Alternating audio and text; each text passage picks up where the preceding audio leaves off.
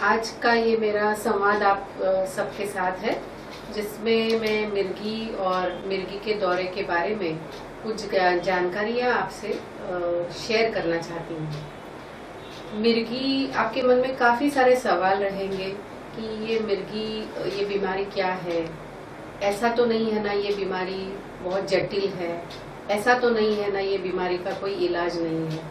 तो मेरे ये संक्षिप्त लेक्चर में मैं आपको कुछ चीज़ों की जानकारी खुद बताना चाहती हूँ, जिसमें काफ़ी सारे प्रश्नों के बारे में आपको थोड़ी थोड़ी जानकारी मैं देना चाहूँगी।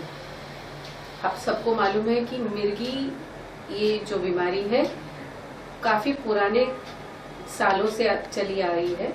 लगभग 3000 साल पहले से भी इसका हमें जिक्र मिलता है हमारे लिटरेचर में, और काफ़ी सारे प्रत्यक्ष लोगों में भी इस बीमारी की ये प्रॉब्लम्स रही थी, जिसका इलाज भी उन्होंने किया और उन्होंने अच्छा खासा नॉर्मल और प्रत्यक्ष जीवन बिताया। ये बीमारियों से कोई हमें परमानेंट नुकसान या परमानेंट तकलीफें होती है ऐसे नहीं, और इससे हमें डरना नहीं चाहिए। आपके मन में एक सवाल हमेशा आता रहेगा कि ये मिर्गी क्या है और मिर्गी का दौरा क्या है। मिर्गी का दौरा और मिर्गी, आप सबको मालूम है कि हमारे मस्तिष्क के पेशियों से तैयार होने वाला एक प्रकार का रोग है। मस्तिष्क में काफ़ी सारी पेशियां हैं, जिसको हम हिंदी में कोशिकाएं कहते हैं। उसमें एक प्रकार की विद्युत लहरें चलती रहती हैं, और ये विद्युत लहरें एक एरिया से दूसरे एरिया तक अच्छे तरह से दौड़ती रहती है, और इसमें एक प्रकार का संलग्नता या एक प्रकार का कोहेरेंस रहता है। जब कभी इस संलग्नता में परिवर्तन आता है, ये पैटर्न जब चेंज होता है, तब इस प्रकार के दौरे का निर्माण होता है, जिसको हम मिर्गी का दौरा कहते हैं। मिर्गी के दौरे के काफ़ी सारे कारण हैं, और उसमें सबसे प्रमुख कारण हम बता सकते हैं कि कुछ प्रकार के बुखार से अपने कोशिकाओं पे इफेक्ट होना, हमारे ब्लड में शक्कर का प्रमाण कम होना, कभी कभी लिवर और हमारी किडनी या गुर्दों की समस्याओं से तकलीफ होना, शरीर में बहुत सीवियर प्रकार का इन्फेक्शन होना। ये सब कारण हमारे ब्रेन में या हमारे मस्तिष्क के कोशिकाओं को ये विद्युत लहरियों में परिवर्तन लाने पे मजबूर करते हैं, और उसी कारण से हमें ये मिर्गी के दौरे आते हैं। जब ऐसा कोई भी कारण हमें नहीं मिलता है, तब हम उसको मिर्गी का रोग बताते हैं। तो मिर्गी का दौरा अलग है थोड़ा सा, और जब मिर्गी के दौरे लगातार आते रहते हैं और जब कभी हमें कोई भी उसका कारण नहीं मिलता है, हम उसे मिर्गी की बीमारियां बताते हैं या मिर्गी की बीमारी बताते हैं। अब आपके मन में दूसरा प्रश्न रहेगा कि ये मिर्गी के प्रकार कितने हैं। सामान्य रूप से हम उसके 2 प्रकार बताते हैं। मिर्गी का दौरा मस्तिष्क के एक कोशिकाओं से निर्माण हो सकता है, जिसको हम कहते हैं फोकल सीजर, और कभी कभी मस्तिष्क के दोनों तरफ के कोशिकाओं से निकल सकता है, जिसको हम बोलते हैं जनरलाइज सीजर या जनरलाइज मिर्गी का दौरा। आपके मन में ये भी विचार आता रहेगा कि क्या मिर्गी का दौरा आना या मिर्गी की बीमारी रहना हमारे मस्तिष्क को कमजोर करते रहता है, या हमारी ब्रेन की ये कमजोरी का लक्षण है। ये सब हर तरह सच नहीं है। ऐसा भी देखा जाता है कि बच्चों में जब उनकी माता के गर्भावस्था में कभी कभी मस्तिष्क की कोशिकाओं पे कुछ बुरा इफेक्ट होता है, या उनकी जब भी उनकी डिलीवरी होती है उस टाइम अगर उनके मस्तिष्क के कोशिकाओं पे कोई खराब इफेक्ट आता है, तो उनमें उनकी ब्रेन की कोशिकाओं में भी कमजोरी पाई जाती है, और उन बच्चों में हम देखते हैं कि उनमें थोड़ा सा मेंटल रिटार्डेशन हम देखते हैं और उनमें इस प्रकार के मिर्गी की रोग या मिर्गी की समस्या बचपन से देखी जाती है। सामान्यतः बाकी सब मरीजों में ये सच है, ऐसा नहीं है। मिर्गी की बीमारी उम्र के कोई भी साल में प्रकट हो सकती है। महिलाओं में और पुरुषों में दोनों में दिखाई जा सकती है। और दूसरी बात मैं बताना चाहती हूँ कि वो बहुत हद तक पूरी तरह से कंट्रोल की जा सकती है। कोई मिर्गियों के जो विकार है उनको आप पूरी तरह से नष्ट भी कर सकते हैं, जिसको हम कोई कारण से पाते हैं कि मस्तिष्क में कोई कारण है, कोई समस्या है, उसका आप इलाज करो तो ये दौरे पूरी तरह से नष्ट भी होते हैं। दवाइयों का उपयोग करने के बाद 2 साल, 3 साल, 5 साल और अंदर की मस्तिष्क की बीमारी निकल जाने के बाद दवाइयाँ बंद पूरी तरह से की जा सकती हैं। जिनमें मिर्गी की बीमारी है उनको उनके डॉक्टर की सलाह से नियमित रूप से दवाइयाँ लेनी है, जिसके बारे में डॉक्टर उनको सलाह देते रहेंगे। उनकी पूरी जांच करके उनकी दवाइयों की निगरानी करते हैं, दवाइयों के डोज उनको एडजस्ट करके देते हैं और हर मरीज की बीमारी के अनुसार उनको सलाह दी जा सकती है और डॉक्टर उनको सलाह देते हैं। तो सामान्य रूप से मैं कहना चाहूँगी कि हर मिर्गी त्रस्त पीड़ित पेशेंट ने एक चीज़ ध्यान रखनी है कि डॉक्टरी सलाह के बगैर अपने मन से कोई भी दवाइयों में परिवर्तन नहीं करना है। जैसे डॉक्टर बताए दवाइयों की सेवन करनी है।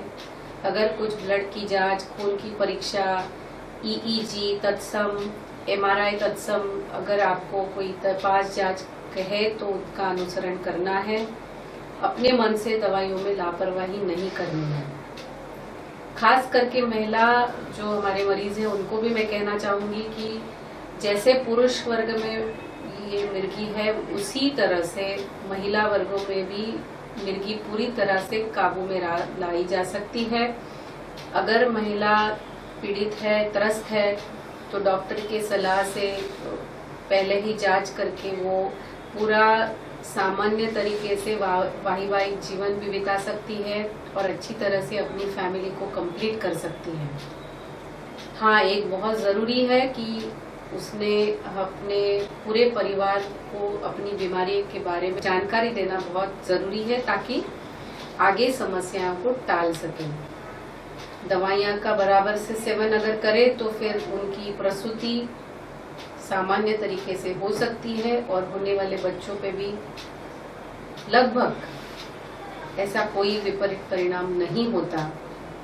इस सब में डॉक्टर की तरफ की जांच, रेगुलर आपका डॉक्टर की तरह से फॉलोअप, दवाइयों का नियमित सेवन, आहार विहार विचार का बराबर से रेगुलेशन बहुत ज़रूरी है। दूसरी सलाह मैं हमेशा सब मरीजों को बताना चाहूँगी कि ये कोई प्रकार का भूत खेत या बाधा पीड़ित मरीज नहीं है। ये एक प्रकार की बीमारी है जिसको आप पूरी तरह से कंट्रोल में ला सकते हो। ऐसे बिल्कुल ही ज़रूरी नहीं है कि अगर पीड़ित को, पेशेंट को कोई थोड़ी सी साइकोलॉजिकल तकलीफ है जो पीड़ित है तो इसका मतलब ऐसा नहीं कि ये पागलपन है।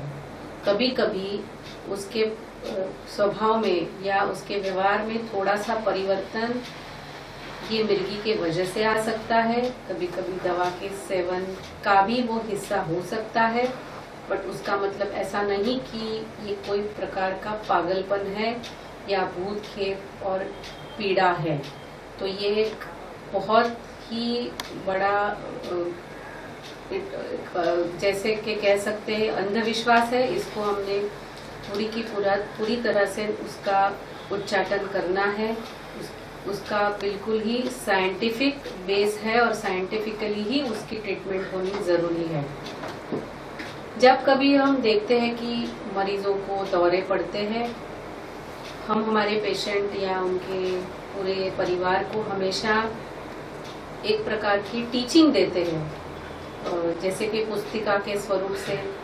कभी कभी हम उनको खुद बता के, खुद डेमोन्स्ट्रेशन या लेक्चर्स करा के बताते हैं कि पीड़ित या त्रस्त पेशेंट के साथ आपको कैसा पेश आना है।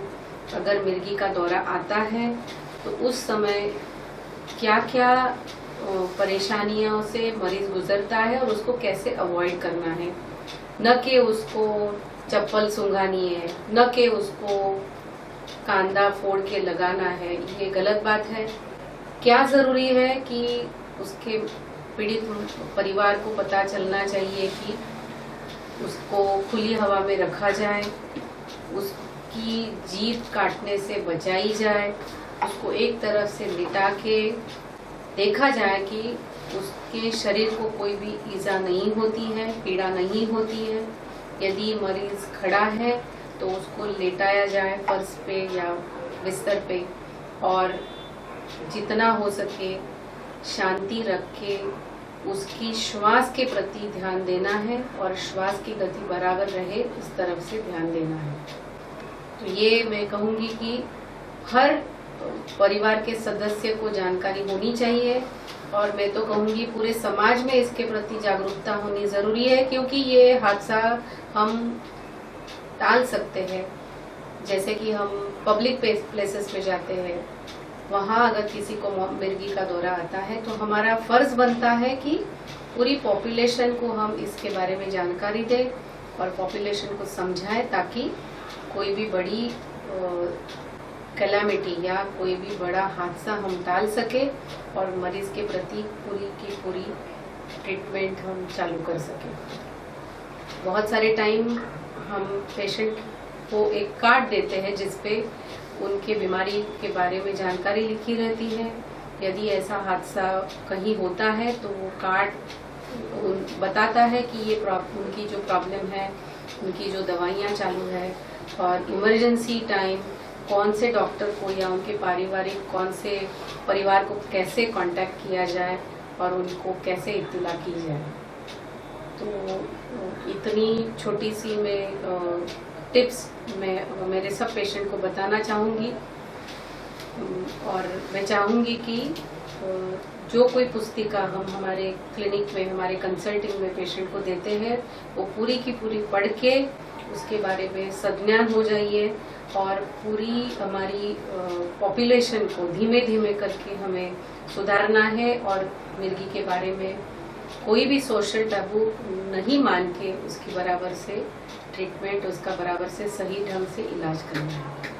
धन्यवाद।